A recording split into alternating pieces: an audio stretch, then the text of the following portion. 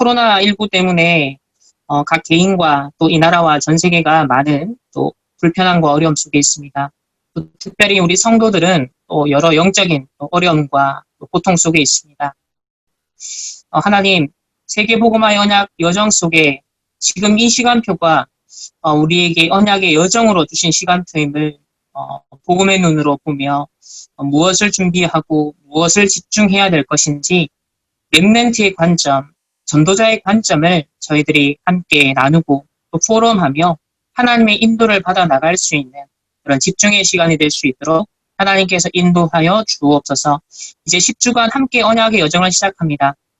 모든 포럼과 과정 하나하나에 주의 성령께서 역사하시고 하나님께서 지금 선포하시는 언약의 그 말씀을 확인할 수 있는 그런 응답의 자리가 될 수 있도록 축복해 주옵소서.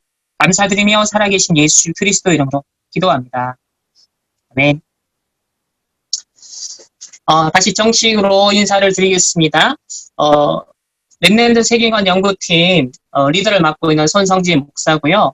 여러분과 함께 10주에 걸쳐서 이렇게 이제 포럼을 나누게 되었습니다. 세상에 많은 관점이 있고 또 콘텐츠가 넘쳐나지만 특별히 우리가 영적인 세계관, 복음적 세계관이 가장 중요하기 때문에 그 관점을 우리가 좀 확인해 볼 수 있는 그런 시간이 되었으면 좋겠고요. 그래서 이번에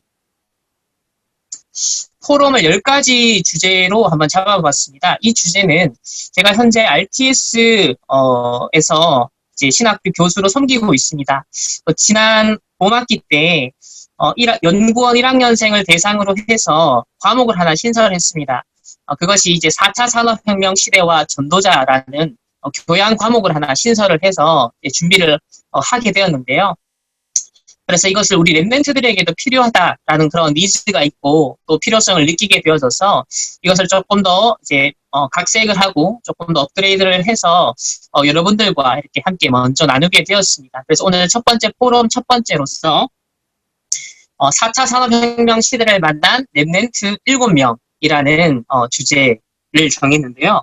아마 제목들 보시고 나름대로 흥미를 느끼시거나 낚이시거나 하신 분들도 있을 줄 압니다. 어쨌든 하나님의 주권 가운데 저희들이 함께 이렇게 인도받게 된 것을 먼저 감사를 드립니다. 자, 과연 우리 이 포스트 코로나 시대와 4차 산업혁명 시대를 어떤 눈으로 보아야 하는지라는 그 질문을 여러분들이 좀 마음에 두시면서 함께 확인을 할 텐데요. 먼저 하나님의 말씀은 로마서 12장 2절 말씀입니다. 제가 읽어드릴게요. 너희는 이 세대를 본받지 말고 오직 마음을 새롭게 함으로 변화를 받아 하나님의 선하시고 기뻐하시고 온전하신 뜻이 무엇인지 분별하도록 하라. 2000년 전에 사도 바울이요. 똑같았습니다. 로마라는 그 시대, 그 세대를 보면서 로마 교회를 향하여서 렘넌트를 향하여서 너희는 이 세대를 본받지 말고 오직 마음을 새롭게 함으로 변화를 받아 하나님의 선하시고 기뻐하시고 온전하신 뜻이 무엇인지 분별할 수 있는 세계관, 관점을 열 수 있도록 그렇게 바울은 말하고 있습니다. 그래서 우리가 21세기 로마 현장, 또 미국 현장, 3단체 현장 그런 가운데 지금 4차 산업시대를 만났는데요. 이것을 우리가 하나님이 선하시고 기뻐하시고 온전한 뜻이 무엇인지를 분별할 수 있는 그런 귀한 기회가 되길 바랍니다. 사실 이 흐름은 역사성이 있죠. 성경에 보면 7명의 렘넌트들의 그 역사를 보시면요. 애굽의 피라미드 만드는데 종노릇했던 노예된 이스라엘의 역사. 그 시대 속에 하나님이 이 복음 안에 올바른 영적 서밋으로 요셉과 모세를 부르셔서 출애굽하시고 또 하나님의 영광을 드러내셨는데요. 또 복음의 언약이 희미해지고 놓치게 되니까 블레셋에 또 아람 나라에 엄청난 공격들을 계속 당했습니다. 그런 가운데 특별히 이 사무엘과 다윗을 통하여서 언약궤를 다시 회복하고 언약궤를 모실 수 있는 성전을 준비할 수 있는 그런 하나님의 한 시대 역사가 일어났었죠. 또 복음의 언약이 희미해지면서 바벨론의 느부갓네살 신상, 이런 우상 숭배가 판치는 곳에 이 이스라엘의 언약의 백성이 포로로 끌려갑니다. 이때 남은 자 역할을 했던 사람이 다니엘과 세 친구들이었죠. 그런 가운데 또 로마에 속국이 된 이스라엘 백성들, 그때 비록 연약하지만 부족하지만 많은 사람들이 배운 것도 없었고 배경도 없었습니다. 그렇지만 하나님이 초대교회 렘넌트들을 부르셔서 한 시대의 로마의 흐름을 바꾸는 일을 이루셨죠. 그러면 이 시대도 예외가 아니라는 겁니다. 역사의 반복, 성경과 역사의 그 반복된 흐름이 지금도 계속되고 있다. 오늘날 특별히 3단체 메이슨 운동이 일어나고 3단체의 틀린 영적 서밋, 기능 서밋, 문화 서밋이 운동이 일어나고 있습니다. 그런 가운데 교회는 미자립 시대, 또 성도들마저도 미자립 영적 상태가 되고 있는데 이때 원색 복음 회복해서 하나님이 3제자, 3기업, 그리고 하나님이 원하시는 3가지 성전을 회복할 수 있도록, 그리고 지금 이제 3가지 팀이 나오고 있죠. 이 모든 것을 회복할 수 있도록 하나님은 언약의 여정을 이루어가고 계십니다. 제가 청소년 시기 때 청신 1기생이었는데요. 그때 류 목사님께서 주셨던 말씀을 제가 나중에 성인이 되어서 정리를 해보니까 저한테 각인되었던 하나의 역사적 의식이나 관점은 이와 같았습니다. 언제든지 복음이 회복되고 나면 또 이 복음이 상실된다. 또 응답받고 성공하고 자리가 생겨나고 점점점 이 복음의 본질이 상실되어 간다. 그러면 현장에는 우상 종교단체 3단체가 시대를 주도하게 되어지고 결국은 시대 재앙과 전쟁과 멸망이 일어나는, 이것이 성경과 교회사와 세계사에 반복됐던 흐름이다라는 것을 류 목사님께서 그때 대구 우리 청소년 전도신학원 전도학 메시지를 직접 전해주셨어요. 그때 그 메시지를 제가 어릴 때 고등학교 1학년, 2학년 때 말씀을 받으면서 이 의식이 생겨났던 것 같습니다. 그렇구나. 항상 복음 회복과 복음 상실이 반복되어진다. 그리고 이미 1999년도, 2000년대에 3단체에 대한 얘기를 그때 하셨습니다. 제가 영국에 유학 갈 때도 유대인 연구를 해보라라는 그런 미션을 개인적으로 주셨었고요.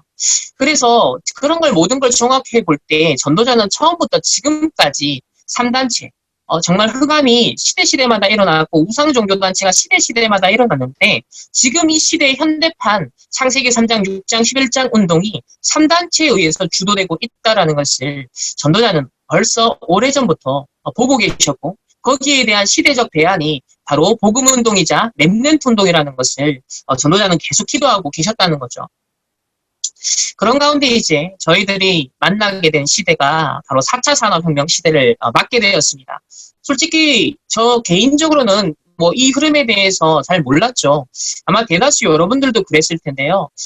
2016년인가로 기억합니다. 이 클라우스 슈밥 다보스 포럼 회장이 이 다보스 포럼에서 이제 4차 산업혁명 쓰나미가 몰려오고 있다. 4차 산업혁명은 우리 삶 속에서 모든 것을 바꿀 거다. 이 변화를 받아들인 사람과 변화를 거부하는 사람 간에는 엄청난 격차가 발생할 것이라고 경고를 하였습니다. 솔직히 2016년에 다보스 포럼, 아시다시피 다보스 포럼이라는 것은 표면적으로 이 정치적으로 또 경제적으로 또 산업적으로 굉장히 또 서밋들이 그런 어젠다를 만들고 또 실행해 나가는 하나의 공식적인 플랫폼인데 여기서 4차 산업혁명을 처음으로 화두를 딱 던졌을 때 사실 전 세계적으로 굉장히 떠들썩했고 우리나라 또한 예외가 아니었습니다. 그래서 그때부터 언론에서 막 다루기 시작했죠. 도대체 4차 산업혁명이 뭐냐? 이건 무엇이냐? 이걸 어떻게 이해해야 되느냐?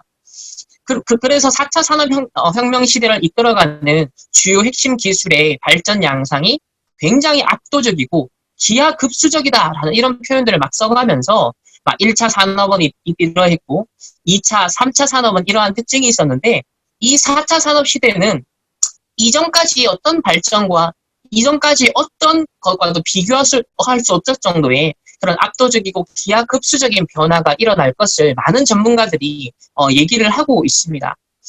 특별히 이 커즈 와일이라는 사람이 이런 주장을 했었죠. 수학 가속의 법칙.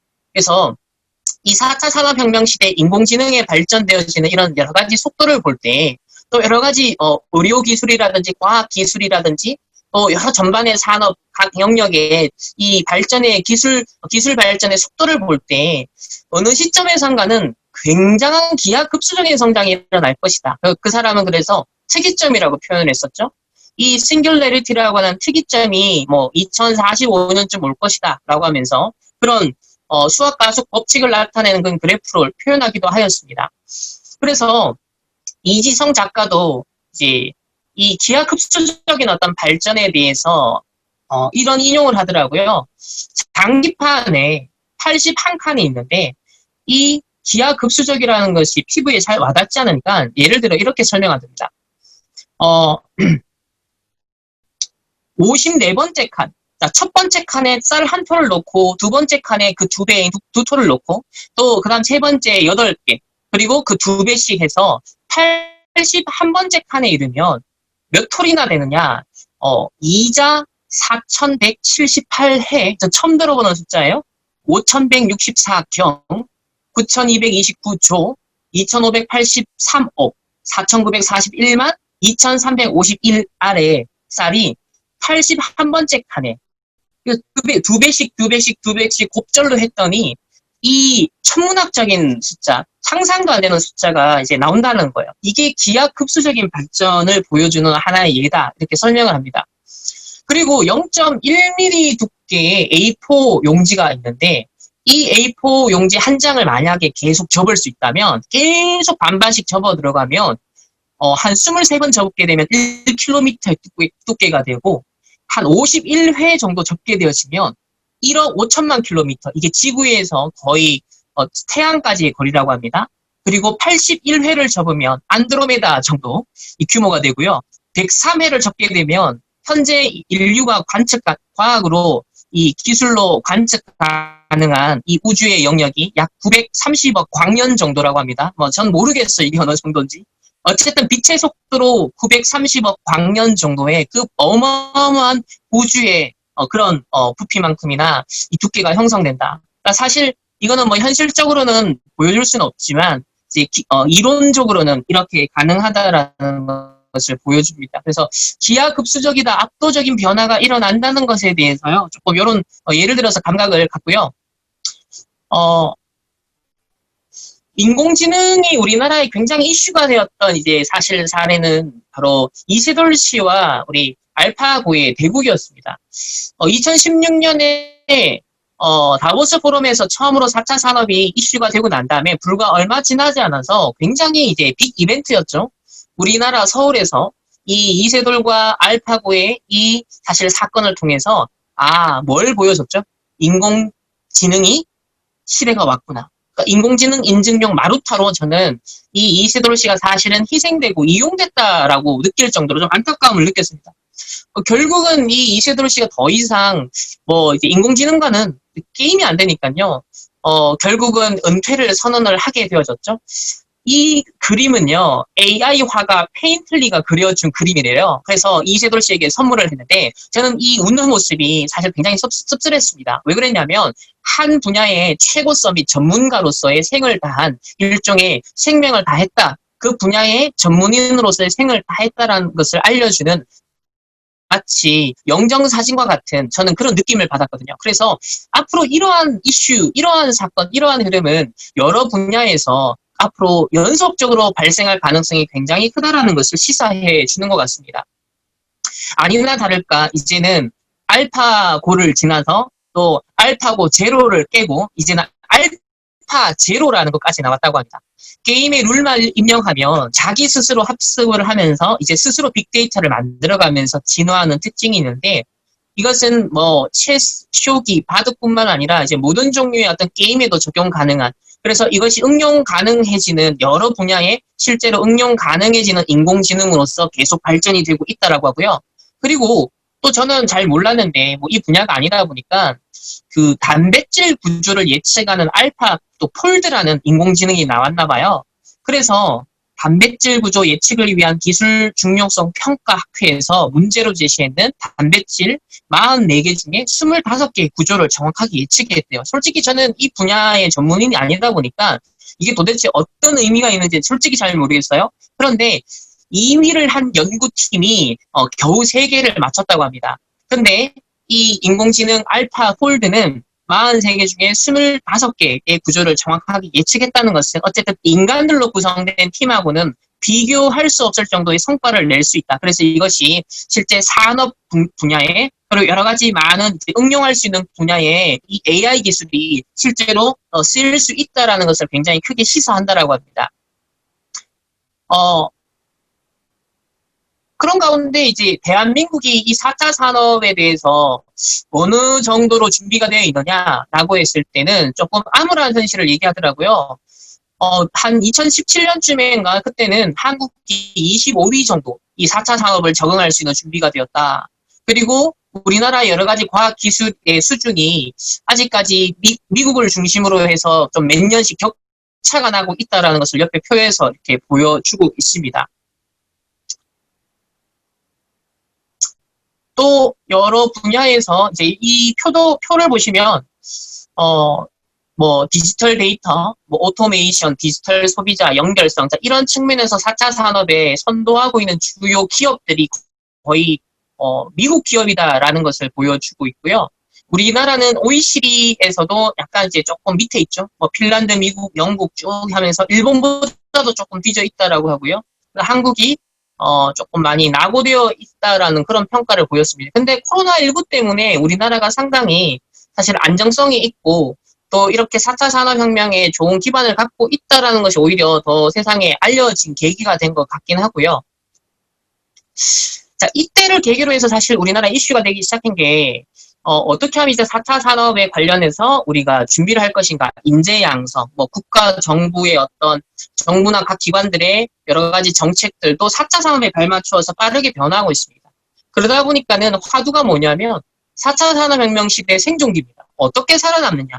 여러 분야에서 살아남는 얘기밖에 하지 않아요. 이제는 뭐 교육한다, 세미나를 한다, 뭐 특강을 한다 그러면 기본적으로 전제로 까는 것이 4차 산업혁명 시대라는 키워드를 가지고서 모든 질서를 재편성하고 모든 콘텐츠를 업그레이드하고 있다는 흐름을 저희들이 보게 되어집니다. 그래서 이것이 2016년 이후로 2017, 18, 19 지금까지 이어지고 있는 하나의 흐름이죠. 이제는 뭐 유튜브를 통해서 손쉽게 여러 가지 정보나 여러 가지 이제 내용들을 우리가 알 수 있지만 사실 어떤 깊이 측면에서는 결국 개인적으로 연구를 하지 않으면 안 되겠지만 가볍게라도 흐름을 볼 수 있는 것이 이 유튜브 콘텐츠를 통해서 상당히 많이 쏟아지고 있습니다. 이제는 특별히 뭐 3단체의 대표적인 그런 기업들이라고 할 수 있는 뭐 구글이라든지 페이스북이라든지 이런 데서 끊임없이 전 세계를 연결하고 그리고 이렇게 전 세계가 인터넷으로 연결되어져서 빠른 속도로 많은 것들이 교류가 되어지고 소통되어지고 많은 콘텐츠들이 오고 갈 수 있는 환경을 계속 준비해 가고 있고요. 또 대표적인 한 예가 이 스타링크라는 앨런 머스크가 현재 이미 실행하고 있는 스타링크라는 프로젝트죠. 그래서 코로나19 속에서도 얼마 전에 이 위성을 발사해서 성공했다라고 소식을 들었습니다. 이 앨런 머스크는 목표가 전 지구를 둘러싸는 아주 작은 규모의 인터넷 위성을 쏘아 올리는 건데요. 목표가 42,000개를 쏘아 올리는 거랍니다. 그래서 2021년부터는 전 세계 인터넷 서비스를 사실상 독점하겠다라는 것을 그래서 오지에까지도 이 인터넷으로 뒤덮일 수 있도록 그런 목표를 가지고 현재 꾸준하게 실행을 하고 있고요. 이 포스트 코로나 때문에 특별히 이제 아주 수혜주들이 바로 이 4차 산업혁명의 중요한 기술력과 콘텐츠를 가지고 있는 기업들이 뜨고 있습니다. 이 코로나19 팬데믹 장기화로 인해서 언컨택트 환경이 흔히 언택트라고 말하는데요. 이 언택트 환경이 가속화되고 문화화되고 있죠. 우리가 지금 경험하고 있습니다. 그러다 보니까 클라우드의 의존도가 지금 전 세계적으로 굉장히 더 높아지고 있고 이 글로벌 테크 기업들의 성장과 영향력이 그야말로 기하급수적으로 증대될 수밖에 없다라는 것을 우리가 부인할 수 없죠. 자, 이러한 이제 굉장히 큰 혜택을 보고 있는 한 사람이 바로 베이조스입니다. 아마존을 만든 사람이죠. 이 사람이 이제 뭐 불륜이겠죠. 불륜으로 이혼을 하고 그 위자료로 떼워줬는데 43조. 근데 이 코로나 때문에 사실 다 회복이 됐다라고 합니다. 그래서 15분 만에 재산이 15조 6천억 원이 늘어났다. 이 베이조스가 거의 뭐 전 세계적으로 제일 공식적으로 부자 1, 2위를 다투고 있다라고 하는데요. 어쨌든 한국에서는 아마존이 크게 사실 좀 와닿지 않는 플랫폼이긴 한데 지금 전 세계적으로 사실 제일 많은 어떤 면에서는 유통기관이 되어지고 많은 것들이 이제 오고 가는 그리고 많은 데이터를 저장하고 있는 곳이 이 아마존이다라고 합니다. 그리고 이제 우리나라 이 코로나 때문에 이 언택트 문화, 또 언컨택트가 어떤 이제 변화들이 나타나고 있는지에 대해서 막 전문가들이 책을 쏟아내고 있더라고요. 그래서 특별히 우리나라도 보면 서구 사회는 이미 재택근무나 원격 근무가 조금씩 많이 이렇게 보편화되고 있었는데 사실 우리나라 같은 경우는 한국식 조직 문화가 있다 보니까 이런 문화적 장벽 때문에 재택근무나 원격 근무가 그렇게 확산되지는 않았었죠. 근데 의도치 않게 이 코로나19 때문에 사실 기업들이 혁신할 수밖에 없는 그런 계기가 조금 강압적으로 어떤 면에서 만들어진 상황이고요. 그러다 보니 모든 지금 원래 있었던 흐름이죠. 뭐 비대면으로 그리고 디지털로 전환되어지는 흐름은 점점점 이제 가속화되고 있었는데 이 코로나19 때문에 사실 더 압도적으로 이제 이 변화를 거스를 수 없는 방향이 된 것 같습니다. 그래서 4차 산업혁명 시대를 더더욱이나 가속화시킨 그 원인이 이 코로나 사태다라고 모두들 평가를 하고 있고요.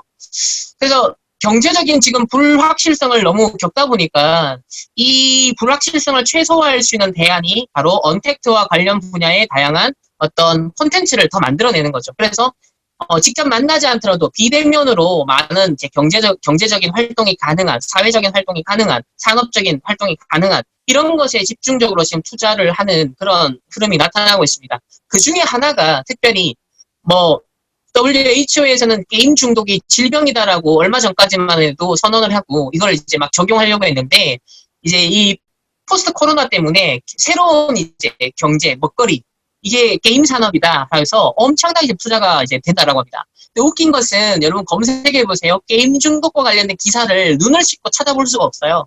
이전만 하더라도 게임 중독과 관련된 기사가 엄청 많았거든요. 근데 검색을 해보면 게임과 중독을 직접적으로 좀 이게 질병이다, 중독이다, 문제시되는 부정적으로 평가하는 그런 기사가요 거의 검색이 안 됩니다. 그래서 이 게임을 비롯한 여러 가지 문화 콘텐츠들이 이 언택트 시대의 새로운 먹거리로서 아주 정책적으로 지원을 받을 수밖에 없고 우리나라도 정부 차원에서 여기에 집중적으로 투자를 하겠다. 그런 지금 정책까지도 나오고 있습니다. 그리고 뭐 넷플릭스는 이미 사실 자신들만의 콘텐츠 제작을 위해서 46조 원을 쏟아붓는다라고 했는데 이제 내용만 만들면 안 되잖아요. 근데 이것이 이제 소비되는 이 플랫폼으로서 지금 시간표가 많은 콘텐츠들을 아이들이나 집에 있으면서 콘텐츠를 굉장히 많이 소비하는 이제 그런 시대적 변화가 생겨났죠. 자, 그러면 대략적으로 방금 서론적으로는 이 4차 산업시대와 코로나19 때문에 우리의 나타나고 있는 일상적 변화나 또 산업적인 변화나 문화적인 어떤 경제적인 변화의 흐름을 잠깐 이렇게 한번 꼭지를 집어봤고요. 우리가 앞으로 이제 9번의 시간을 걸쳐서는 하나하나씩 조금 더 자세한 내용들을 우리가 복음과 전도 또 신학적인 성경적인 관점을 가지고서 우리가 재해석하고 또 재적용할 수 있는 그런 아마 포럼들이 이어질 것 같습니다. 자, 그러면 오늘 서론적으로 가장 중요한 건 뭐냐면 어떤 관점이냐는 거죠. 어떤 세계관, 어떤 눈을 떠야 되느냐. 이 새로운 어떤 시대적인 전환기를 신자든 불신자든 다 맞이하고 있습니다. 지금 우리 랩런트들도 예외 없이 다 맞이하고 있는데 우리는 언약의 여정을 가고 있잖아요. 그럼 도대체 이 언약의 여정과 지금 급변하는 이 시대의 전환기와 어떠한 상관관계가 있는지에 대해서 우리가 질문을 반드시 해야겠죠. 바로 그 속에서 언약의 여정이 나오고 바로 기도라는 것이 나오기 때문에 그렇습니다. 자, 먼저 세계관에 왜 중요할까요? 아마 상식적으로 여러분은 이미 다 알고 있기 때문에 이 포럼에 참여를 하셨을 텐데요. 바로 랩런트의 언약의 여정의 방향을 결정하고요. 삶의 가치를 결정하게 되는 마치 머나는 먼 바다를 항해하는 배의 키와 같은 역할을 하는 것이 세계관입니다. 그래서 나의 취향을 단순히 결정하는 수준이 아니라 인생 전체의 방향을 결정하는 운전대와 같기 때문에 이 세계관이 무엇을 기준으로 정립되느냐가 굉장히 중요한 것 같습니다. 근데 감사하게도 하나님이 전도자를 통하여서 이번 세계대학 수련회 때 이미 답을 주셨죠. 그 답이 뭐였습니까? 1강 말씀에서 영적 서밋의 세계관을 가져라. 서론과 결론에서 말씀을 주셨어요. 그래서 첫 번째로 말씀하시기를 세상의 나라의 세계관은 의식주에만 관심이 있다는 거예요. 즉 지금 4차 산업이 무르익어 가고 있고 준비가 되고 있고 요동치고 있습니다. 그러다 보니까 생존해야 되고 어떻게 내 직업이 안 잘리고 난 살아남을 수 있을까라고 하면서 의식주 육신의 관점에서만 4차 산업의 온 관심이 쏟겨 있다는 거예요. 이게 세상의 흐름이에요. 그런데 저는 질문을 해봤어요. 우리라고 해서 예외가 아니구나. 왜? 우리가 지금 한 5년 동안 언론을 통해서나 여러 가지 매체를 통해 교육을 통해 들어왔던 건 4차 산업에 직업 없어진대. 어떻게 하면 살아남을 수 있겠니? 자, 이 관점에 대해서는 노출을 우리가 받아봤어요.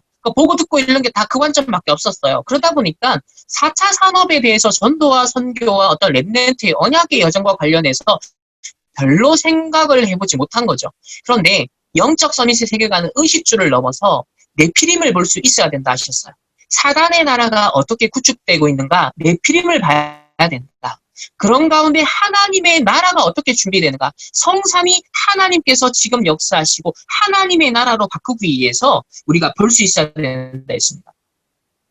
그리고 우리가 영적인 어떤 네피림의 세계관, 또 성삼위 하나님의 이 역사를 잘 알아야 되는 이유가 뭐냐면요. 오늘날 우리 다락방이요. 사실 이단 누명을 쓰면서까지 나오게 된 배경이, 이 정통교회는 천사 얘기나 귀신 얘기를 잘 안 한대요. 이걸 지금 자랑이라고요.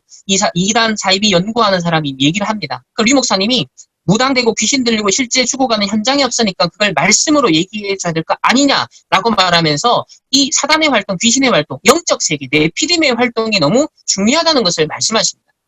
자, 그렇기 때문에 우리가 첫 번째 관점의 기준은 성경입니다. 뭐니 해도 성경적 관점이 우리의 기준이 되어야겠죠. 자, 성경의 이 세계관은요, 역사관은 흔히 구속사적 역사관, 세계관이라고 합니다. 이 성경 전체 이야기는 하나님의 창조 이야기, 타락, 구속, 그리고 하나님의 나라를 완성하는 이 완성의 이야기를 하고 있습니다. 성경과 세계사, 교회사는 타락한 인간과 세상을 구속하여 종말론적인 완성을 향해 나아가는 바로 하나님의 구속사의 여정이고 언약의 여정이라 할 수 있는데요. 창조와 타락과 구속과 완성에 이르기까지 모든 과정은요, 각각 독립된 사건이 아니라 우리의 인생도 여기에 포함돼요. 이 4차 산업도 마찬가지예요. 각각 독립된 파편적인 사건이 아니라 하나님의 예정된 구속사 속에 포함되어 있는 연속성에 있는 하나님의 구원의 드라마이자 언약을 성취해 나가시는 여정 속에 있다는 겁니다. 따라서 전체 과정을 일관된 관점으로 봐야 되는 거죠. 창조와 타락과 구속과 완성으로 요약될 수 있는 이 성경적 역사관 세계관을 일관성 있게 적용하여서 모든 현상을 해석하고 우리의 행동의 방향성을 찾아야 된다는 거죠. 그렇다고 할 때 4차 산업혁명 시대와 이 포스트 코로나 이런 시대에 우리가 해석하고 판단하고 행동하는 그 모든 것들을 바로 이 성경적 역사관과 세계관 속에서 일관성 있게 우리가 찾아내야 됩니다. 결국 이 세상과 역사의 존재의 의미는요, 하나님의 구원 계획 성취에 있습니다. 곧 하나님 나라를 완성하는 것에 있는 거죠. 그 중심에는 예수 그리스도의 구속 사역이 있고, 지금도 이 구속 사역은 237 나라 세계의 복음화를 향하여서 현재 진행 중에 있습니다. 그래서 구원을 얻는다는 것은요, 결국 하나님 나라의 시민이 된다는 뜻이고, 하나님을 왕으로 모시며 삶의 모든 영역에서 그분의 통치하심, 그분의 다스리심을 믿고 누리며 실제 삶 속에서 그것을 실현해 나가는 것을 전체 포함하는 건데요. 이 하나님의 나라는 어떤 특정한 시공간에 제한된 개념이 아니라 하나님의 통치가 모든 영역에 임한다는 거예요. 하나님의 나라는 하나님과 언약 관계를 맺은 그의 자녀들, 바로 렘넌트들의 언약의 여정을 통하여서 이루어지고 있습니다. 여기서 우리가 이제 한 가지 생각해야 될 것은 구속사적인 역사관, 세계관, 이 창조, 타락, 구속, 완성이라는 이 언약의 여정이 진행되어 가는데 하나님의 나라가 이미 시작이 되었지만 미래에 완성되어 가는 이 과정이 현재 진행되고 있습니다. 그런데 중요한 이제 우리 신학자가 이런 얘기를 했어요. 하나님의 나라가 이미 우리 가운데 있지만 아직 완전히 완성되지는 않았다. 그래서 already but not yet 이렇게 표현을 하는데요. 이미 시작이 되었다. 이미 이루어졌다. 그러나 아직까지 완전히 성취된 것은 아니다. 이게 무슨 말이냐면 예수님이 사실 재림하실 때 하나님의 나라가 완전히 완성이 됩니다. 우리는 아직도 예수님이 처음 오셨던 초림과 예수님이 다시 오실 재림 그 사이에서 하나님 나라의 현재성을 맛보는 동시에 미래에 완성될 그 하나님의 나라를 소망하면서 살아가는 종말론적인 그런 신앙인들인 거죠. 그래서 우리는 성경적인 종말 의식을 가지고서 우리는 언약의 여정을 살아가야 됩니다. 반드시 알파와 오메가, 시작과 끝이 있다는 거죠. 성경에서 종말이란 주님의 초림과 재림의 그 중간 기간 전체를 말합니다. 그러니까 지난 예수님 오신 이후로 지금까지 2000년 동안의 역사 전체가 바로 종말에 해당되는 거예요. 점점점 종말의 끝으로 가는 것뿐인 거죠. 자, 예수 그리스도 안에서 이미 구원을 얻어서 하나님 나라의 백성이 되었지만 구속사역의 역사가 아직 완성된 것이 아닌데요. 죄의 상징인 이 뱀의 머리가 그리스도의 십자가와 부활로 인해 부서졌지만 사단의 세력이 아직도 꿈틀거리고 있습니다. 역사하고 있습니다. 그래서 성도들이 이 세상을 살아가면서 계속 옛사람의 세력과 새사람의 세력 간의 갈등을 경험하죠. 개인적으로도 경험하죠. 그리고 역사적으로도 시대적으로도 경험합니다. 그래서 종말론적인 긴장 관계라는 것이 발생을 하는데요. 간단하게 쉽게 설명하면요. 오스카 쿨만이라는 학자가 여기에 비유를 듭니다. 예수님의 이 구속 사역, 십자가에서 모든 사단의 일을 멸하신 이 사역을 어떻게 비유를 했냐면 2차 세계대전을 종결지었던 노르망디 상륙 작전에 비유하는데요. 이 첫 번째 작전의 D-Day, 바로 상륙 작전을 개시하는 D-Day이 있다면 독일이 완전 항복하여서 연합군이 승리의 깃발을 꽂는 최종적인 승리를 획득하는 바로 V-Day가 있다라는 거예요. 즉 예수님의 초림과 십자가의 죽으심과 부활과 승천으로 인해서 바로 이 D-Day, 상륙 작전이 개시가 된 거예요. 사탄이 결정적으로 타격을 입는 거예요. 그러니까 더 이상 사단은 이길 수 없는 결정타를 입습니다. 뱀의 머리가 여자의 후손에 의해서 부서진 거죠. 다 이루었다라고 말씀하신 것처럼 구원이 이미 성취가 됩니다. 그러나 아직 뱀의 꼬리가 살아 꿈틀거리고 있고요. 계속해서 많은 사람들을 미혹하고 있습니다. 이 남은 세력들은 예수님의 재림 때 완전히 파괴가 되어지죠. 그래서 이 종말론적 긴장 관계를 여전히 경험하는 우리는 언약의 여정을 살아갑니다. 이 구속사역이 완성되기까지 역사적으로 시대적으로 끊임없는 종말론적인 긴장 관계를요. 우리는 개인적 차원에서 또 이런 국가적 차원, 시대적 차원, 그리고 역사적으로도 이 긴장 관계 속에 우리는 살아가고 있다라는 거예요. 그런 가운데 우리가 지금 이 시대에 만난 시간표가 뭐냐면 3단체의 시간표, 4차 산업혁명과 포스트 코로나라는 시간표를 우리가 이 종말론적 긴장 관계 속에서 만나게 되었다는 겁니다. 그렇다면 우리는 어떠한 전도자의 관점, 복음적 관점을 가져야 될까요? 사실 언약을 잡으면 끝나는 겁니다. 언약을 잡으면 모든 게 쉬워지고 심플해지고 간단해집니다. 그런데요. 언약을 놓치면 어떻게 돼요? 메시지의 흐름을 놓치면 다 놓친 겁니다. 우리가 이미 포스트 코로나다, 4차 산업 시대가 온다. 아무리 떠들어대도 거기에 대해서 연구하고 공부하고 준비하고 스펙을 쌓는다 해도요. 우리가 전도자를 통해 하나님이 주신 언약의 말씀의 이정표를 놓치면 사실상 다 놓쳐버린 거예요. 그렇기 때문에 우리는 반드시 전도자를 통해 주신 말씀을 되새겨야 됩니다. 자, 2013년 10월 8일자 새가족 수련회 1강 말씀에서요. 이렇게 말씀하셨습니다. 바울이 로마를 본 것처럼 앞으로 3단체가 이끌 성공을 내다보고 대비해야 한다. 이미 성공했다 그들은. 그런데 그것이 문제가 아니라 로마는 이미 성공했는데 두 번째로 이 3단체가 가져올 실패가 있다는 거예요. 틀림없이 온대요. 세 번째, 그때 이 3단체를 통해서 뭐가 온다? 시대적 위기가 온대요. 자, 이게 2013년 10월 8일 전도자를 통해서 하나님이 시대를 대비하라라고 말씀을 주셨습니다. 그래서 이것을 막아줘야 한다. 바울은 이것을 막았다. 바울의 후손들, 렘넌트들, 후대들이 전도자들이 일어나서 250년 만에 이것을 끝낸 것이다. 이런 흐름을 읽고 있어야 된다라고 당부하셨습니다. 그런 가운데 2020년 우리 1월 1일 원단 메시지 2강에서요. 이런 말씀을 주셨습니다. 4차 산업의 후유증을 막는 기도 계획과 시스템을 세워라. 앞으로 기도할 줄 모르면 인공지능에게 망해버린다. 큰 혼란 속에 빠진다. 교회가 기도를 안 가르치고 복음을 바르게 안 가르치기 때문에 우상 숭배하는 사람들이 대들고 있다. 이미 대들어서 3차 산업을 가지고 갔고 이제 4차 산업인데 심각하다.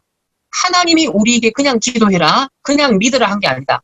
어마어마한 비밀을 우리에게 주신 것이다. 그러니까 원단 말씀을 통하여서도 이 4차 산업, 3단체에 의해서 앞으로 엄청난 후유증과 문제가 온다.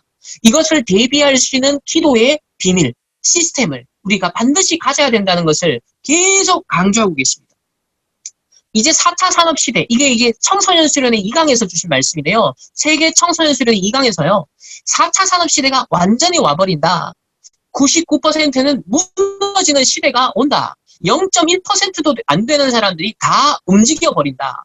그래서 세무 낸다고 고생하는데 앞으로 세무서도 필요 없고 병원도 바뀐다. 지금 포스트 코로나 때문에 사실 이 병원 시스템에도 지금 의사들도 막 항의하고 앞으로 난리가 날 건데 점점점 변화가 급진적으로 지금 이제 올 수밖에 없는 상황이에요.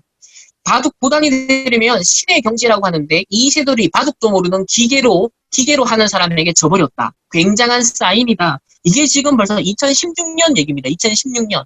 그래 지난 5년 사이에 이 AI가 엄청나게 발전을 지금 거듭하고 있죠. 기하급수적으로 발전을 이루고 있습니다. 4차 산업 시대가 오면 영적으로 다 무너지는 거다. 여기에 시대 살리는, 사람 살리는 주역이 되는 찬스다. 그래서 위기 곧 우리에게 복음 가진 자, 언약의 여정을 가는 자에게는 절호의 찬스가 된다. 왜 그렇죠?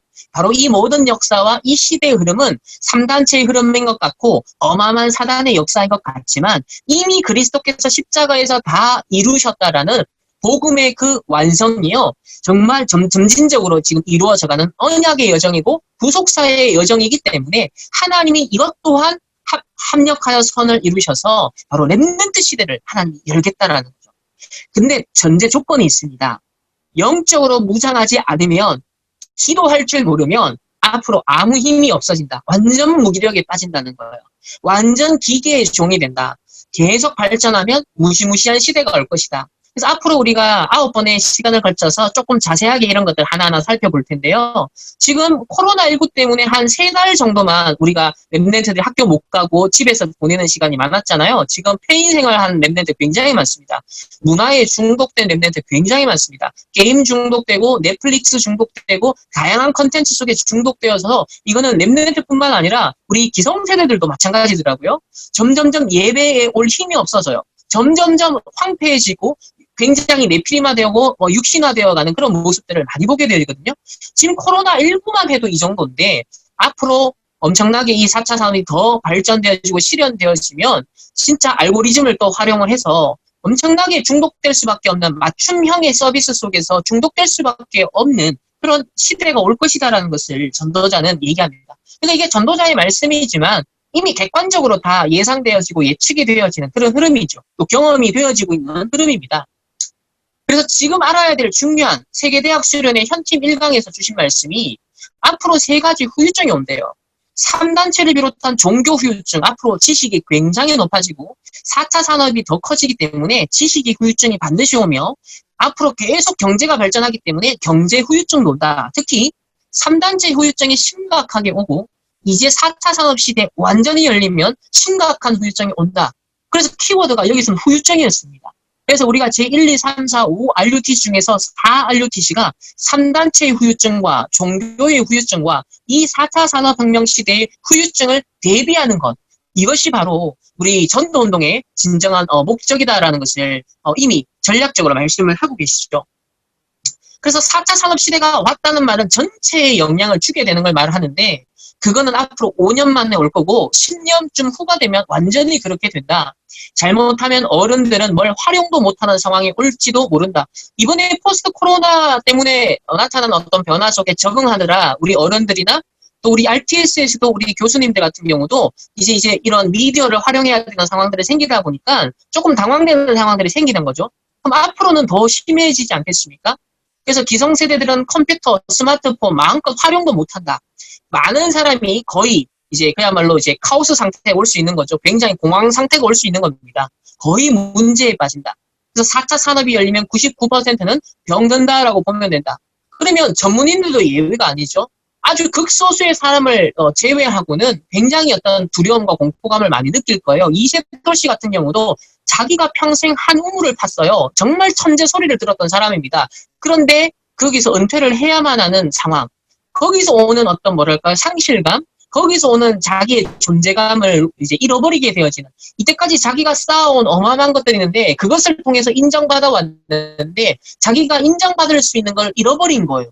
더 이상 자신은 어느 분야의 서밋이 될 수가 없는 거예요.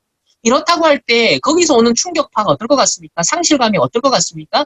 이런저런 형태의 앞으로 많은 흑암운동 공허의 상황들이 펼쳐질 것이 어렵지 않게 우리가 충분히 예상이 가능합니다. 그래서 영적 문제가 올 수밖에 없죠. 영적 문제 시대를 만났는데 여러분 때는 더 만날 것이다. 4차 산업이 본격화되는 날 정신병자 꽉 나올 것이다. 사실은 걱정 안 해도 된다. 여러분 때가 온다. 교수님들이 돌아서 여러분에게 치료받으러 올 것이다. 이게 세계대학 수련회 현팀 2강 때 주셨던 말씀입니다. 또 이어진 말씀이 무속 시대가 온다. 그러니까 정신병 시대가 오고 이런 시대가 앞으로 계속 오는데 암을 고칠 수 있을지 몰라도 계속해서 불치병 시대가 온다. 전 세계가 영에 사로잡히는 시대란 말이다. 이런 시대가 세상을 실제로 장악할 것이다. 그래서 나중에 살펴보겠지만 이 4차 산업혁명 시대의 배후에 영적 배경이 있습니다. 이게 어느 날 갑자기 생겨난 발전이 아니라 all in, all out, all change의 원리가 적용됩니다. 지금 일어난 아주 기하급수적인, 아주 급진적인 전환기적인 변화가 일어나고 있죠. all change가 앞으로 이제 일어나겠죠. 그러나 그 이전에 all in 되어지고 그리고 all out 되어진 이전의 과정이 있습니다. 그래서 그런 역사적인 맥락, 영적인 종교적인 맥락, 이제 그런 것들을 앞으로 하나하나 살펴보도록 하겠습니다. 그러니까 결국은 표면적으로는 과학기술이 발전하고 굉장히 어떤 면에서 보편적인 일반적인 은총의 차원에서 많은 사람에게 혜택을 줄 거예요. 또 장애인들에게도 혜택을 줄 것이고 또 수명도 연장하게 되어지고 또 많은 것들을 활용해서 효율적으로 발전하고 경제적으로나 또 많은 물질적으로나 윤택한 풍성한 삶을 살게 될 것입니다. 그런 일반 은총에 또 유용한 부분들이 있을 겁니다. 또한 이런 것들이 로마가 세계 정복을 위해서 전쟁을 위해서 닦았던 도로가 로마 복음화를 위해서 거꾸로 쓰임을 받았던 것처럼 이 시대의 4차 산업에 많은 발전되는 것들이 영적 문제를 가지고 오겠지만 동시에 세계 복음화, 21세기 237 나라를 실제로 복음하는데 엄청나게 쓰임받을 수 있는 그런 기반이 될 것이다. 분명히 저는 확신합니다. 그럼에도 불구하고 우리는 무엇을 대비해야 되냐면 바로 이 네피림의 흑암에 악령에 사로잡힐 수밖에 없는 상황, 많은 사람들이 상실감을 느낄 수밖에 없는 상황, 그래서 황폐되어지고 무엇인가 중독될 수밖에 없는 상황, 이러한 네피림 시대를 대비하고 그러한 시스템을 준비하고 거기에 맞춤형 컨텐츠를 준비하지 않는다면 결국은 이제 진짜 문제가 되는 것이죠. 그래서 이런 시대를 대비하는 것이 바로 노아 홍수가 하나님이 홍수 심판을 내릴 것이다. 방주를 준비해라 라고 했는데요. 저와 여러분에게는 이 기회가 지금 주어진 거예요. 분명히 재앙시대가 옵니다. 분명히 네피림에 휩쓸려가는 시대가 올 것입니다. 정말 세상이 감당할 수 없는 시대가 올 것입니다. 그런데 그때 하나님이 배를 띄울 수 있도록 그때 구원의 방주 역할을 할 수 있도록 하나님이 지금 뭐예요? 237 성전과 치유 성전과 서밋 성전을 준비해라. 그리고 3가지 팀을 준비해라. 이런 것들이 전부 다 이걸 준비하는 거거든요. 3기업을 준비해라. 이런 모든 것들이 지금 이걸 대비하는 방주를 준비하는 그런 지금 시간표라는 거예요. 그래서 우리가 늘 많이 들어왔던 이 구원의 길 메시지가요. 엄청난 우리의 세계관, 전도자의 세계관이 되어야 됩니다. 우리가 1대1 한 개인을 볼 때만 보는 인간관이 아니라 우리가 역사관이고 이게 시대를 보는 눈이요. 바로 세상을 읽어내는 관점이 된다는 것이에요. 그게 뭡니까?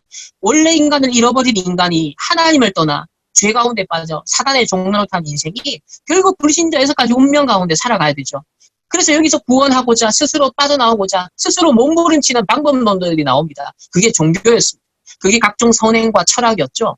그래서 사도행전 13, 16, 19장의 형태로 나타났다는 겁니다. 오늘날 명상을 합니다. 중세시대는 인간의 행위와 선행을 가지고서 또 그걸 통해서 스스로 구원을 받을 수 있을 줄 알았죠. 또 정치와 경제 시스템을 잘 만들면 될 줄 압니다. 오늘날은 과학 기술력을 통해서 이제 싱귤레리티 앞으로 그런 특이점이 오게 되어지면 어마어마한 발전 속에 인류를 구원할 수 있는 심지어 영생도 우리가 꿈꾸고 엄청나게 수명 연장을 꿈꿀 수 있을 만큼의 그런 낙관주의적인 유물론적이고 아주 낙관주의적인 세계관이 팽배해지는 시대에 반면에 이면에 중동 문화는 더 확장되어가는 이런 지금 세상에 우리 현장들을 보게 되어지죠. 그래서 여러분 구원의 길 메시지가 우리의 세계관이 됩니다. 이 4차 산업시대를 해석하는 가장 근본적인 틀 역시도 마찬가지인 거예요. 하나님 없이 스스로 구원의 길을 내보고자 인간이 끊임없는 구원의 길을 만들어가는 그 하나의 일환으로 이 과학 기술이 발전될 수밖에 없다. 그러니까 창세기 3장 15절 언약을 아는 자가 과학 기술의 세계를 주도해야 되는데 이 복음 안에 영적 서밋, 기능 서밋, 문화 서밋이 나오지 않다 보니까 사단의 종로로 타고 명상하고 또 이런 다른 영적 힘을 얻는 자들이 영적 서밋, 기능 서밋, 문화 서밋이 되어져서 오늘날 과학 기술 문화를 주도하고 있습니다. 그러다 보니까는 이 일반 은총의 영역이 많이 무너져요. 더 많은 황폐함과 중독과 문제를 가져다 주고 있습니다. 그래서 복음 가진 자들이 이 질서를 되찾는 것이죠.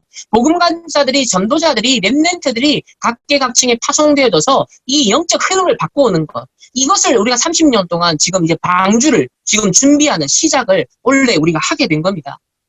그래서 이제 일반적인 이해가, 우리 객관적인 이해가 필요하니까 우리가 연구 서적들을 이제 활용을 하는 건데요. 제가 뭐 4차 산업에 대해서 전문가가 아니잖아요. 제가 이 분야의 종사자가 아닙니다. 저는 목회자고 신학자입니다. 그래서 앞으로 이제 다루게 될 많은 흐름이 어떤 신학적 관점에서 또 어떤 성경적 관점에서 또 전도자, 렘넌트, 메시지 이걸 중심으로 해서 보편적으로 그래도 상식적으로 이해할 수 있는 4차 산업에 대해서 제 나름대로 연구하고 또 자료들을 취합을 해서 재해석을 해나갈 건데요.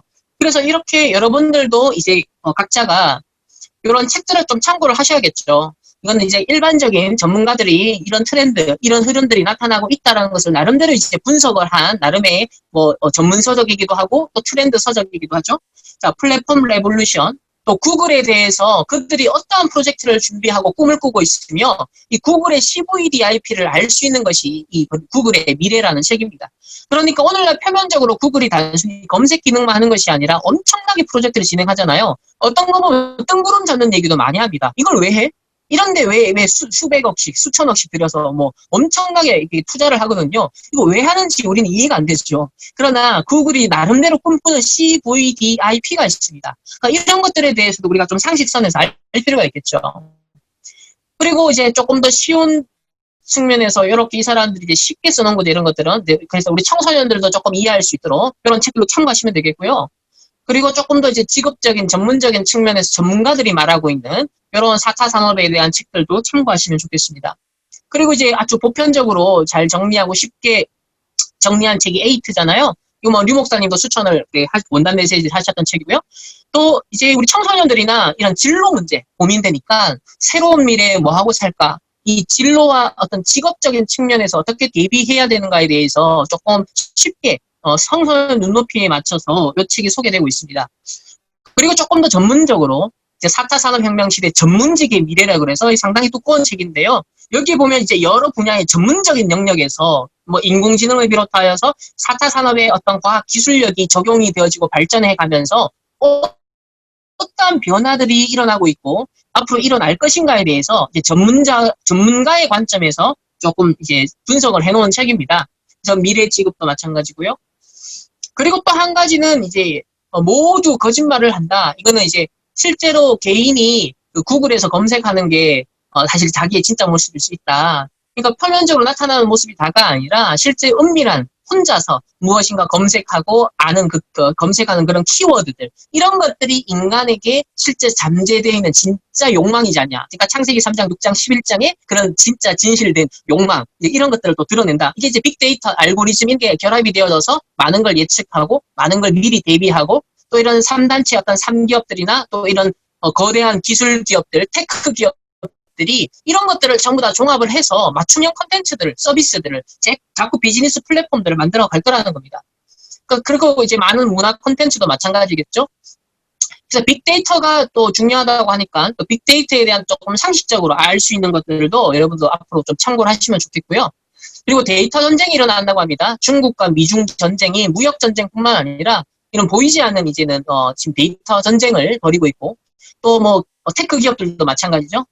그리고 이 빅데이터 인문학은 좀 인문학적 관점에서 좀 철학적인 관점에서 사실 이제 과학 기술 전문적인 영역에서 다루면 이제 그 분야에서만 접근을 하지만 인문학적인 어떤 상상력과 그리고 이 어떤 철학적인 이제 관점을 가진 사람들은 어떻게 서술을 하냐면 이것이 어떻게 인간에게 영향을 미치냐, 이것이 어떻게 우리 도덕과 윤리와 여러 가지 가치관에 세계관에 영향을 미칠 수 있겠냐라는, 그래서 과학기술의 어떤 4차 산업의 최첨단 그 과학기술의 발전에 의해서 어떠한 변화들이 일어날 수 있는지, 그것이 어떠한 인류 사회에 영향을 미칠 수 있는지, 그런 가치 판단을 하는 데 있어서 이런 이제 인문학과 관련된 책들이 어느 정도 통찰력을 갖고 있겠죠.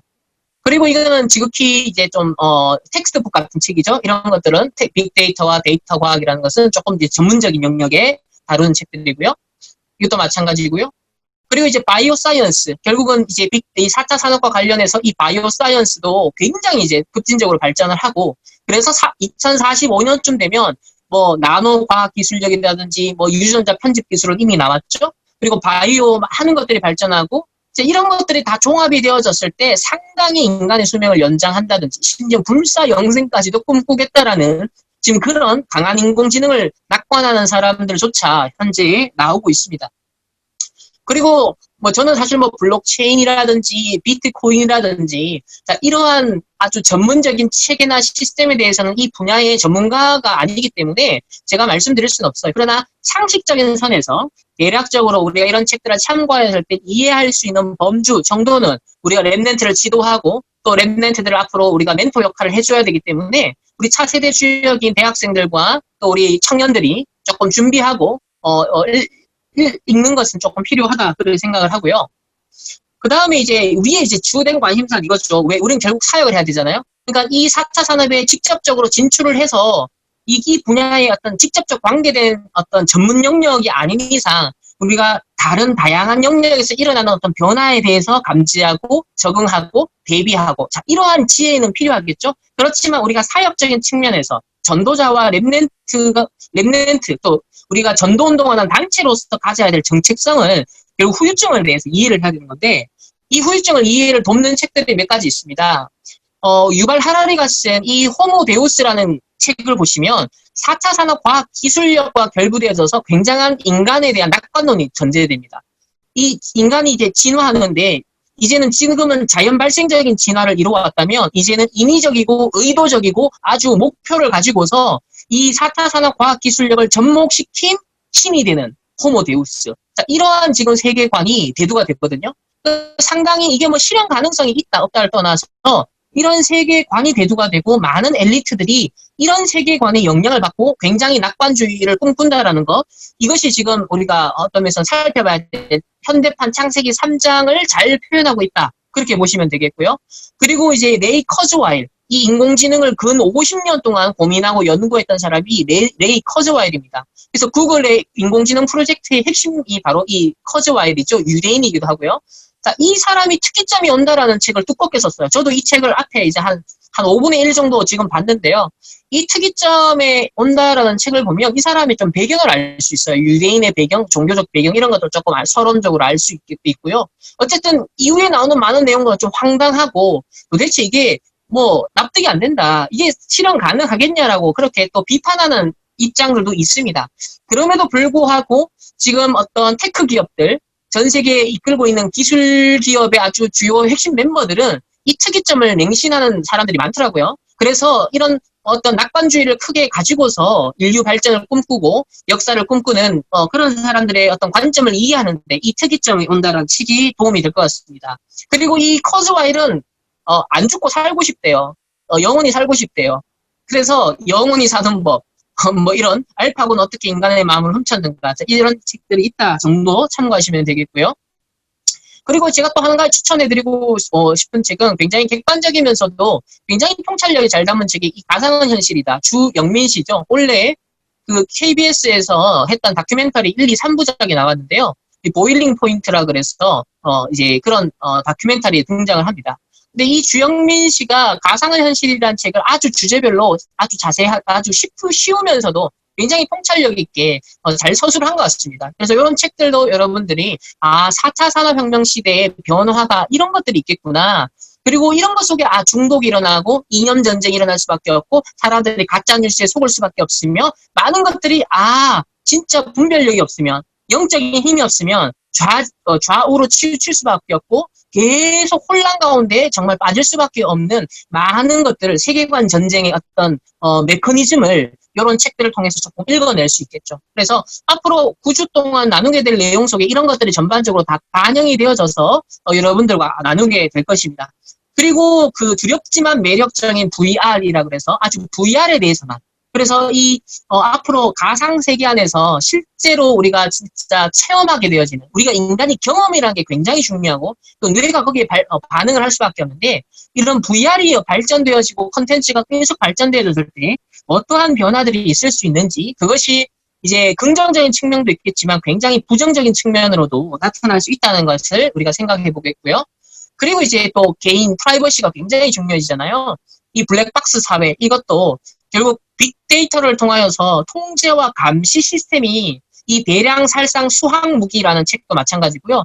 이런 알고리즘이나 빅데이터를 통하여서 만들어가는 이게 보이지 않는 사실 손이 있는데 일종의 빅브라더가 있는데 이들이 사실상 개인의 어떤 프라이버시를 보호하지 않는다라는 거죠. 이걸 어떻게 이용하고 악용할 수 있는지 위험성을 경고하는 책들입니다.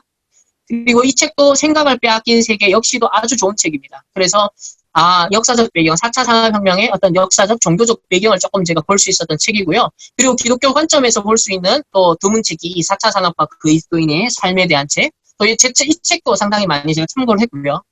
그리고 이제 중독이라는 측면, 후유증이라는 측면 우리 또 계속 생각하는데 생각하지 않는 사람들, 또 유리과목 이런 것들이 이런 스마트폰이라든지 인터넷이라든지 또 앞으로 이 4차 산업의 과학기술력과 알고리즘과 이런 맞춤형 여러 가지 컨텐츠를 통하여서 더 빠져들 수밖에 없는 구조적으로 불가항력적인 설계된 중독 속에 우리 랩런트들이 노출될 수밖에 없는 그런 환경들, 메커니즘들, 그 이면의 어떤 기업들이 갖고 있는 동기들 이런 것들을 두루두루 살펴볼 수 있죠. 그래서 멈추지 못하는 사람들도 마찬가지고요. 또 호모 사피엔스 이거는 이제 어차피 스마트폰 시대니까 이걸 적극적으로 잘 활용해서 이제 살아보자. 라는 약간 그런 부분을 다루지만 우린 재해석해야겠죠. 결국은 이 속에 중독 현상과 황폐되는 현상, 또 기도할 수 없는 상태가 더 많이 생겨날 수밖에 없는 부분들을 찾아내야겠습니다. 그래서 뇌과학적인 부분에 대한 이해도 필요하고요. 그래서 중독에 빠진 뇌, 이런 책들도 참고를 하시면 이 책뿐만 아니라 여러분 나름대로 뇌과학에 발전되는 지금 부분들을 조금 상식선에서는 뇌의 가소성의 원리에 의해서 보고 듣고 읽는 것, 우리가 집착하는 것, 어딘가에 집중하는 것에 의해서 상당히 영향을 받고 그것이 운명이 되는구나. 여러 가지 영향을 미치는구나. 이런 것들을 조금 눈을 떠야겠습니다.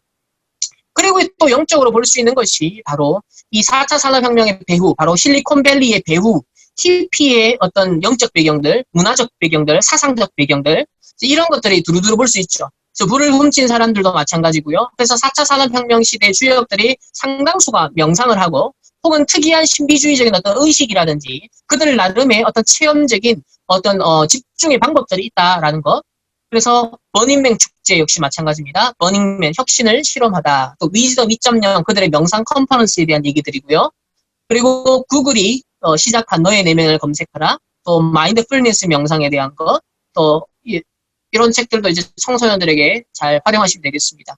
그래서 어쨌든 간에 이제 후유증은 딴 게 아니죠. 결국 이들의 기반이 되어지고 아이디어와 이런 뭔가 것들을 만들어 나가는 기반에는 영적 배경이 있고 뭔가 집중의 배경이 있고 어떤 명상과 종교적인 배경이 있다라는 거 이런 정도의 눈만 뜨시면 될 것 같습니다. 그래서 결론적으로 결국 지금 이 시대의 시간표가 흑암 서밋들이 일어났다. 3단체 서밋들이 일어나서 성경에도 옛뱀, 사기, 마귀, 사탄이 활동을 하는데 지금 역시 세상 임금 노릇을 하고 이 공중과 오늘 세상 문화 많은 정치, 경제, 각 영역에 이 권세 잡은 대로 활동을 하고 있다. 그래서 우리가 이 올바른 복음 안의 영적 기능 문화 서밋의 언약을 잡는 그래서 참된 하나님의 형상을 회복한 자들에 의한 이 문화 정복의 여정이 우리에게 남아 있다는 거죠. 그래서 전도자가 하나님이 전도자를 통해 주신 말씀이에요. 이 류 목사님이 연구해서 나온 말씀이 아니라 하나님이 애통해 하는 말씀이 뭐냐면 이 시대에 우리가 사단에게 3단체에게 하나님의 자녀에게 주신 걸 빼앗겼다는 거예요. 이 레버리지와 베슬과 트랜스미션과 노바디와 플랫폼과 아웃소싱이 지금 흑암을 퍼뜨리고 사람을 병들게 하며 더 많이 하나님을 대적하여 높아지는 바벨탑을 쌓는데 이런 6가지 도구가 이용되고 있고 악용되고 있다는 것을 안타깝게 지금 애타하는 모습이에요. 로마서 8장에 보면 바울이 얘기를 하죠. 만물이 신음하고 있다. 자연 만물이 이 고통에서 해방되기를 원한다. 그래서 하나님의 아들들이 나타나기를 원한다. 그래서 지금 하나님이 이 시대에 전도자를 세우셔서 똑같이 얘기를 하고 있는 겁니다. 그래서 빼앗긴 6가지 도구를 우리가 회복하는, 그래서 언약을 제가 묵상하면서요. 이 10번에 걸쳐서 저희들이 각 이 온라인 포럼을 하는데요. 어떤 면에서는 지금 온라인에 많은 황폐되어지고 중독되어지고 많은 것들을 이제 어떤 면에서 복음과 상관없는 콘텐츠가 난무하는 시대에 하나님 이 10주 동안 세계 렘넌트 대회와 리더십에 대해 정말 하나님이 원하시는 것을 우리 세계 렘넌트 세계관 연구팀이 인도받기를 원합니다. 제가 그런 기도하는 중에 하나님 마음에 감동을 주셔서 10번에 걸쳐서 이번 RTS에서 했던 것을 우리 렘넌트들과도 공유를 해라. 그래서 이 포럼을 우리가 온라인에서 해야겠다. 이것이 정복하고 다스리는 길이 아니겠느냐. 그래서 로마 복음화에 오히려 길을 닦는 그런 시간표로 제가 믿고 언약을 잡고 이렇게 심부름을 하게 되었습니다. 그런 가운데 열왕기하 6장 말씀이 저한테 가슴에 부딪혔는데요. 여기 보면 이런 게 나와요. 이 엘리사와 엘리사의 이제 제자가 나오는데 이 제자가 아침에 눈을 떴더니요. 뭐라 그러냐면 말과 병거와 많은 군사가 이 엘리사를 잡기 위해서 성읍을 둘러싼 거예요. 그래서 이 청년 사환이 눈을 떠서 주여 우리가 어찌하리까 막 탄식합니다. 그러면서 어떤 면에서 우리가 육신적인 관점에서만 세상의 관점에서만 4차 산업과 3단체를 보면 지금 우리가 이러한 탄식을 할 수밖에 없죠. 당황스럽습니다. 뭘 해야 될지 몰라요. 왜? 군사와 말과 병거가 성읍을 에워쌌는 것밖에 보지 않으니까요. 그런데요, 엘리사가 눈을 열어서요, 뭐라 그러냐면 두려워하지 마라. 우리와 함께한 자가 그들과 함께한 자보다 많음이라라고 답을 줘요. 그러면서 기도 집중하면서요, 기도에 답을 주면서 그의 눈을 열어 보게 하소서. 그러니까 저는요, 이 엘리사가 세계관 전쟁, 세계관 치유 운동을 했구나. 그리고 미래 포럼을 했구나. 제가 다 이 답을 얻었습니다. 그래서 저와 여러분이 이 도단성 운동의 핵심의 시작은 뭐다? 바로 세계관 운동이에요. 올바른 복음의 눈을 뜨게 만드는 것. 4차 산업 시대조차도, 포스트 코로나19 시대조차도 육신의 눈을 넘어서 영적인 눈을 뜨고 전도자의 정체성에 눈을 뜨도록 해주는 것이 바로 우리의 사역이구나라는. 그래서 불말과 불병거와 이거 우리와 함께하는 이 영적 배경, 하늘 보좌의 배경이 훨씬 많고 크다라는 것. 그래서 3단체에 두려워할 필요가 없고 하나님이 우리와 함께 하시고 그리스도께서 모든 일을 이루셨으며 지금도 구속 사역이 현재 진행되어 가고 있다. 우리는 그 기회를 어떻게 찾아낼 것인가? 그래서 기도의 단을 쌓아라. 예배의 단을 쌓아라. 영적으로 집중해라. 라는 말씀들이 계속 선포되고 있고 또 이번 주에 우리 사무엘을 통하여서 영적 서밋, 어린 사무엘이지만 우리는 비록 어립니다. 4차 산업과 관련해서 우리의 지식과 경험과 우리의 많은 것들이 어려요. 우리가 뭘 몰라요. 굉장히. 그렇지만 이 속에 뭐예요? 영적 서밋이 될 수 있다. 정말 하나님이 주시는 지혜와 하나님이 주시는 성령 충만과 하나님이 주시는 오력을 가지고서 우리는 넉넉히 이기고 살릴 수 있다라는 것이죠. 그래서 저는 앞으로의 남은 9주 동안이 이 엘리사가 이 청년의 눈을 열게 한 것처럼 하나님이 우리의 눈을 열게 하시는 그래서 4차 산업혁명 시대에 정말 영적으로도 보고 정말 하나님의 나라를 이룰 수 있는 그런 구속사적인 관점을 여러분들이 함께 열어갔으면 좋겠습니다. 그래서 이게 바로 CVDIP입니다. 복음의 흐름을 보고 오늘날 4차 산업과 포스트 코로나 3단체의 현장 흐름을 우리가 지금 보고 있거든요. 그런 가운데 관점을 열 때 하나님 원하는 나의 현장이 부딪혀오기 시작하겠죠. 그러면서 점점 구체적으로 말씀의 인도와 기도의 인도가 나올 수밖에 없고 우리의 이 작은 모임이 작은 것 같지만 쌓이겠죠. 또한 결국은 여러분의 인생과 섬기는 모든 것들을 통하여 결국 하나님의 한 시대 3단체와 4차 산업혁명 시대를 후유증을 대비하고 제4인류지시 운동까지 할 수 있는 그런 전도자들로 한 시대에 저와 여러분을 사용하실 줄 믿습니다. 그래서 항상 옛날부터 말씀하시죠. 현실만 보지 마라. 사실을 봐라. 사실만 보지 말고 진실을 봐야 된다. 또한 영적 사실을 보는 것이 가장 중요하다. 그래서 영적 서밋의 세계관을 우리가 반드시 가져야겠고요. 그리고 all in, all out, all change. 지금 무엇인가 all in 된 결과 all out 되고 있고 지금 all change가 되고 있는 겁니다. 결국은 성령이냐 악령이냐 그 싸움인데요. 오늘날 지금 3단체가 올인했던 그 무엇이 있었어요. 결국은 올 아웃이 준비가 되고 이 포스트 코로나가 어떤 면에서 포문을 연 겁니다. 일종의 스위치 역할을 하게 된 거죠. 그래서 이제 앞으로 어마어마한 급격한 올 체인지의 변화들이 일어날 것입니다. 그래서 이때 하나님이 영적 서밋된 자, 복음의 눈뜬 자, 언약의 여정 집중하는 자를 통하여서 3단체가 기회로 이용하려고 하는 그 모든 것을 우리는 우리의 시스템으로 가져오게 될 거예요. 그것이 바로 only, uniqueness, recreation, 오직 유일성 재창조의 하나님의 역사를 반드시 이루실 것이다. 저는 확신하면서 오늘 우리 첫 번째 포럼을 마치도록 하겠습니다. 제가 한번 마무리 기도하고 마칩시다. 하나님 감사합니다. 4차 산업혁명 시대와 포스트 코로나 시대를 한 번도 가보지 않은 길을 갑니다. 불신자도 이 길을 가고 있고 하나님의 렘넌트들도 언약의 여정으로 이 길을 가고 있습니다. 이미 완벽한 답을 우리에게 주셨는데 이 답이 정말 정답이라는 것을 문제 속에서, 사건 속에서, 이 시대 문제 속에서 적용해보고 확인할 수 있는 시간 되어서 더욱 우리에게 이 복음이 각인되고 뿌리내리고 체질되는 더욱 복음에 집중할 수밖에 없는 이유가 붙잡혀지는 시간 될 수 있도록 인도해 주옵소서. 그리하여서 이 작은 시작이 하나님께서 가장 원하시는 언약의 여정이 되게 하시고 이것이 우리 렘넌트를 살리고 교회를 살리고 시대를 살릴 수 있는 작은 응답의 발걸음이 될 수 있도록 축복해 주옵소서. 내일도 각자 흩어지는 그 현장에서 피곤치 않고 곤비치 아니하고 24 기도가 되어지게 하시고 4차 산업과 코로나19 속에 하나님 내피림의 현장을 보게 하시고 육신적 관점을 넘어 정말 하나님의 나라를 이루는 것을 꿈꾸며 지금부터 CVDIP를 하나하나 인도받아 나갈 수 있도록 하나님께서 축복해 주옵소서. 감사드리며 살아계신 예수 그리스도 이름으로 기도합니다. 아멘.